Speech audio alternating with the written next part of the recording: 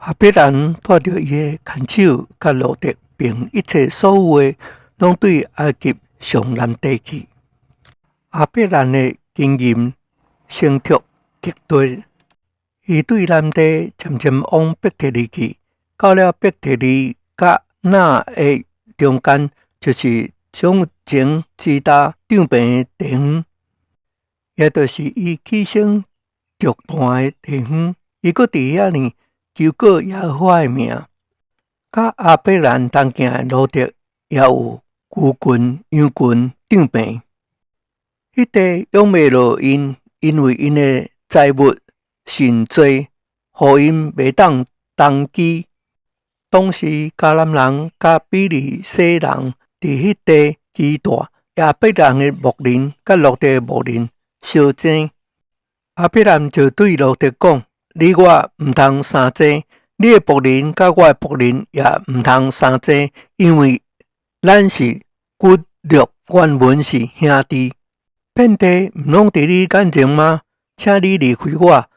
你往倒边，我就往正边；你往正边，我就往倒边。罗德举目看去，约旦河的全边沿，直到索尼，拢是滋润的迄地。伫耶和华未灭所多玛、蛾摩拉以前，如同耶和华的园仔，也亲像埃及地。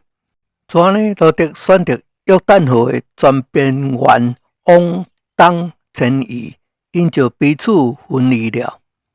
亚伯兰住伫迦南地，罗德住伫边缘的城邑，渐渐迁移长平，直到所多玛。所多玛人伫耶和华面前做大恶极。罗德离别亚伯兰了后，耶和华对亚伯兰讲：对你所得的地方，你举目向东西南北观看，凡你所看见的一切地，我拢要赐予你，甲你的后裔，直到永远。我嘛要予你的后裔，如同地上的土沙，遐尼多人若会当数算地上的土沙，才会当数算你的后裔。你起来壮怀，行遍这地，因为我必甲这地赐予你。亚伯兰就搬了长平来到希伯伦，像你的橡树迄边基大，伫遐呢为耶和华筑了一座坛。